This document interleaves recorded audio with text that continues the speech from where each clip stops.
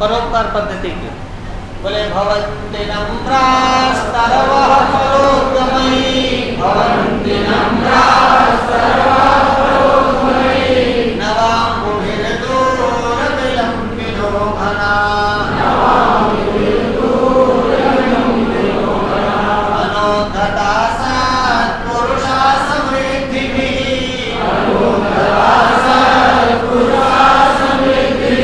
स्वभाव एवैष परोपकारिणाम्,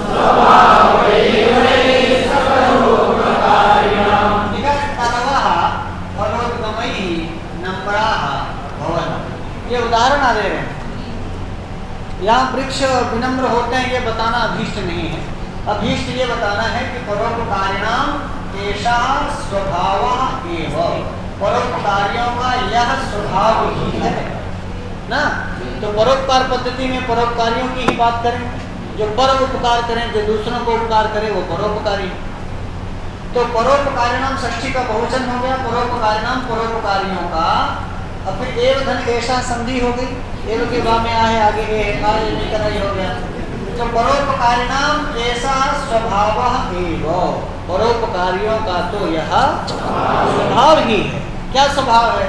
ये स्वभाव है कि तरवा जो है वृक्ष नम्राः भवन्ति, वृक्ष नम्र होते हैं, विनम्र होते हैं, झुके होते हैं। कब? फलोद्गमयी, जब फल आते हैं तब। तो जब आपको भी फल लगे ना, जब आप फलदार वृक्ष बन जाएं, जब आपको कुछ रुपया पैसा मिलने लगे, जब वो कुछ आपकी सामर्थ्य बढ़ जाए, तो अकाड़ना मत। क्या करना? झुकना।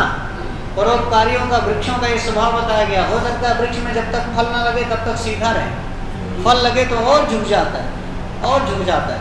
तो जितने फलदार वृक्ष हों, जब भी आपको कुछ फल मिल जाए, फल माने रिजल्ट, फल माने परिणाम, फल माने आपका रिजल्ट, कुछ फल मिले, जब तक फल नहीं मिले तब तक अकड़ ले जितना करना। जे होता उल्टा है, फल मिलता है तब हम अकड़ जाते। होना क्या चाहिए? फल के बाद नम्र हो जाना चाहिए। वृक्षों का उदाहरण दिया, वृक्ष जो जीवंत, आप ये जगदीश चंद्र बसु जिसको जीवंत कहते हैं, उसमें प्राण है, पर मान लो आपकी दृष्टि में वो अचेतन भी है, तो पेड़ को ये समझ है कि फल आने पर झुक जाना चाहिए ना। पेड़ लगाने वाले को ये समझ नहीं है। तो आप पेड़ लगाने वाले लोग हैं, आप पेड़ के सृष्टा हैं, आप पेड़ के लिए ब्रह्मा हैं, बोलिए हाँ। यही कहा फलोद्गमयी तरवा नम्राः भवन्ति, और घनाः नवाम्बु भी, जब घन में बादलों में नव अम्बु आ जाता है, अम्बु माने तो नवाम्बु भी तृतीया का बहुवचन, जब घन नवाम्बु भी हो जाते हैं, नया नया जल ले लेते हैं, बरसने के लिए तैयार हो जाते हैं, तो जो दूर रहते हैं वो और अविलंबी हो जाते हैं, और पास आ जाते हैं, और नजदीक आ जाते हैं। बरसने वाले में पास आकर बरसते हैं, जो बरसने वाले नहीं होते वो बहुत दूर हुआ करते हैं। बोलो हाँ। कहते हैं ना कि काली घटा घिर आई, काली घटा घिर आई मतलब काली घटा मतलब पानी है उसमें। जो पानी वाला मेघ होता है उसका कलर कुछ अलग टाइप का होता है ना, काला नीला होता है। जो नहीं बरसने वाला होता है वो सफ़ेद मेघ होता है ना। तो काली घटा के घिर आने का मतलब कि बादल नज़दीक आके बरसते हैं। क्यों? चूँकि उनमें पानी होता है। पानी होता है मतलब उनके पास कुछ फल है, परिणाम है, उनके पास रिजल्ट है, उनके पास समृद्धि है, उनके पास धन है। धन मतलब अभिधा का अर्थ नहीं भाई, धन का धन क्या है? धन का धन जल है। तो हो सकता है जल ना हो तब घन बहुत ऊंचे हो, लेकिन जब घन के पास, मेघ के पास जल आ जाता है, समृद्धि आ जाती है, तो वो और झुक जाता है। तो हर बार श्लोक में यही बताया जाता है कब झुकना है? जब समृद्धि आए, जब रुपया आए, जब आप नौकरी पाएं, जब आपको पैसा आने लगे। बोलो हाँ या ना। तो कहा नवाम्बुभिः, तृतीया का बहुवचन, नवाम्बुभिः घनाः, बादल दूर, जो दूर रहते हैं वो अविलंबिनः, वो और अविलंबी माना। जहाँ जाने में विलंब लगे वो विलंबी है, और जहाँ जाने में विलंब ना लगे वो अविलंबी है। अविलंबी माने जहाँ बहुत नज़दीक, बहुत पास आ जाते हैं और पास आकर बरसते हैं। कौन? घन। दूर विलंबिना, दूर विलंबी, दूर विलंबिनौ, दूर विलंबिनः, विशेषण से किसका? घना आता। दूर विलंबिनः घनाः, कब? नवाम्बुभिः। कब? सत्पुरुषाः, जब समृद्धि आती है, यही पढ़ाना था उनको। पढ़ाना तो ये था, धन तो उदाहरण है, पेड़ तो उदाहरण है, तरवा तो उदाहरण है, धन भी उदाहरण, बोले समृद्धि भी सत्पुरुषाः अनुद्धताः भवन्ति ना। समृद्धि के कारण, समृद्धि से या समृद्धि की वजह से, धन की वजह से समृद्धि आ जाए, किनको? सत्पुरुषों, किनको? यदि समृद्धि आ जाए दुर्जनों को तो अनुद्धत नहीं, उद्धत हो जाते हैं। यदि समृद्धि, धन, डेरा, उद्दंड लोग पा जाएं तो वो उद्धत हो जाते हैं ना, उच्छृंखल हो जाते हैं, बहुत तांडव मचाते हैं। पर समृद्धि जब सज्जनों के पास आती है तो सत्पुरुषाः अनुद्धताः भवन्ति। कब? समृद्धि के आने से। समृद्धि भी, यहाँ देखो, नवांगी घनाः ऐसे हो जाते हैं, फलोद्गमयी तृतीया का बहुवचन, तरवाः ऐसे हो जाते हैं। तो एक तृतीयांत पद दिया ना, साधकतमम करणम का, ये करण है। वृक्षों के झुकने में फलों का आना कारण है, साधकतम कारण है, और साधकतम होने से वो कर्ण है, कर्ण होने से तृतीया है। तो लिखा फलोद्गमयी, फलों के उद्गम होने से, फलों के पैदा होने से, फलों के आ जाने से, फलों के निकलने से, फलों के लग जाने से, फलों के लग जाने से, तब तरवः नम्राः भवन्ति ना। और नवाम्बुभी कारण है घनों के नजदीक आने में। नवाम्बुभी, नया नया पानी जब वो ले लेते हैं, बरसने के लिए पानी पाते हैं कौन? मेघ, नदियों से, सरोवर से, तालाब से, सागर से, जहाँ कहीं से भी वो पानी लेते हैं तो वो नवाम्बुभी हो जाते हैं। नया नया पानी उनके पास होता है, उसको बरसने के लिए दूर विलंबिना हो जाते हैं। तो नवाम्बुभी कारण है बादलों के नजदीक आने में। फलों का आ जाना ये कारण है वृक्षों के झुक जाने में। ऐसी समृद्धि कारण है सत्पुरुषों के अनुद्धत हो जाने में, माने उद्दंडता विहीन हो जाने में, और सज्जन हो जाते हैं और विनम्र हो जाते हैं। उद्धत का मतलब उद्दंड, और अनुद्धत का मतलब जो उद्दंड नहीं रहते, जिनमें सरलता आ जाती, जिनमें सहजता आ जाती, जो और विनम्र हो जाते हैं। तो सत्पुरुषाः का विशेषण दिया, सत्पुरुषाः अनुद्धताः, कब? समृद्धि भी, घनाः दूर विलंबिना, कब? नवाम्बुभी, और तरवः नम्राः, कब? तो बोले ये तो परोपकारियों का स्वभाव है, परोपकारी वृक्ष, परोपकारी बादल और परोपकारी सज्जन। तो परोपकारियों में उदाहरण दिया कि बादल परोपकारी है इसीलिए पास आ जाता है, वृक्ष परोपकारी है इसलिए फल के आने पर और झुक जाते हैं ताकि आप तोड़ पाएं, ताकि आप फलों को पा पाएं, आप फलों को ले लें ना।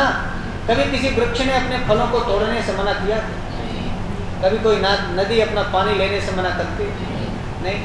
बादल बरसने से मना नहीं करता, पेड़ अपने फल खाने से मना नहीं करता, नदी अपना पानी लेने से मना नहीं करता। बस हम लोग अपनी चीज के लिए मना करते हैं, या हमारी चीज यार है ना, हमारे डांडे से चारा काटे तो तुम्हारा हाथ काट ही ले, वो चारा काटी तो हाथ काट ही लेगी। देख ले हम लोग कितने हैं, सारा वृक्ष जैसी बुद्धि नहीं, हम पेड़ों से गैर गुजरे हैं। देख ले, एक पेड़ है कि फल आने पर झुक जाता है, और एक हम लोग हैं कि फल पा जाते जो खाए ना साल ही ना ले, फल ले, कुछ सीख लो। तो स्वभाव है ये वैश्य परो, ये परोपकारियों का स्वभाव, परोपकारियों का स्वभाव कि जब उनके पास फल आता है, समृद्धि आती है, धन आता है, यश आता है, प्रतिष्ठा आदि को झुकते हैं। आपको भी यही करना, कर लेंगे ना? बोले भवन्ति नम्रास्तरवः फलोद्गमैर्भवन्ति नम्रास्तरवः फलोद्गमैर् नवाम्बुभिर्दूरविलम्बिनो घनाः नवाम्बुभिर्दूरविलम्बिनो घनाः अनुद्धताः सत्पुरुषाः समृद्धिः अनुद्धताः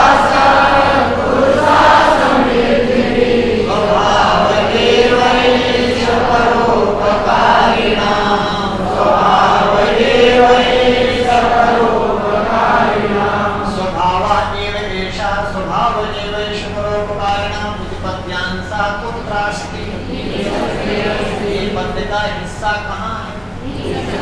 अनुद्धता सत्पुरुषा समृद्धि में इमाम सूक्ति का उक्तवान, इस सूक्ति को किसने कहा?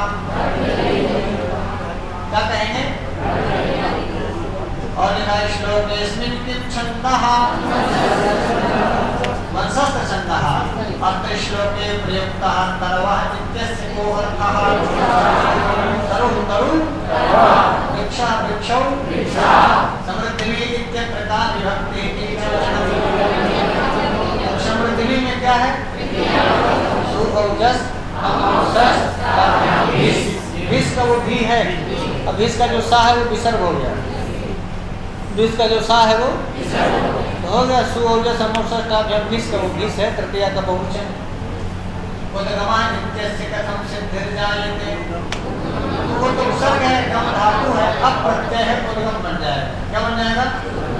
पा का लोप होकर के आ बचेगा, आ जाकर के मान मिल जाएगा, फिर सु लगा के विसर्ग लगा देंगे उद्गमा बन जाएगा। क्या बन जाएगा? नवाम्बुभि अस्मिन् पदे को समासा नवानि अम्बूनि नवाम्बु नवानि अम्बूनि नवाम्बु बन जाएगा एक वचन में। अब फिर इसका तृतीया बहुवचन में रूप चलाएंगे तो नवाम्बुभि बन जाएगा। ये तो तृतीया लिखिए ना, हेतु के कारण तृतीया लिखिए। नवाम्बु समझ गए? नवा अम्बु माने और नवानी अम्बु माने तो नया नया जल लिया बरसाने से। नवानी में भी प्रथमा का बहुवचन है, अम्बुनी में भी प्रथमा का बहुवचन है, समानाधिकरण हो गया। और समानाधिकरण तत्पुरुष को कर्मधारय बोलते हैं, चाहे समानाधिकरण तत्पुरुष बोल दो चाहे कर्मधारय बोल दो। तो नवानी अम्बुनी नवाम्बु ये प्रथमा का एक वचन। और जैसे गुरु का रूप चलता है गुरु भी, साधु भी तृतीय बहुवचन में, भानु भी, वैसे नवाम्बु का नवाम्बु भी हो जाएगा ना। क्या बन जाएगा? नम्रास तरवा कई भवन्ति। वृक्ष नम्र किससे हो जाते हैं? वृक्ष नम्र कैसे हो जाते हैं? और श्लोकानुसारम समृद्धि के अनुद्धता भवन्ति। श्लोक के अनुसार समृद्धि के द्वारा कौन अनुद्धत होते हैं? समृद्धि आने पर उद्दंडता छोड़ देते हैं। कौन?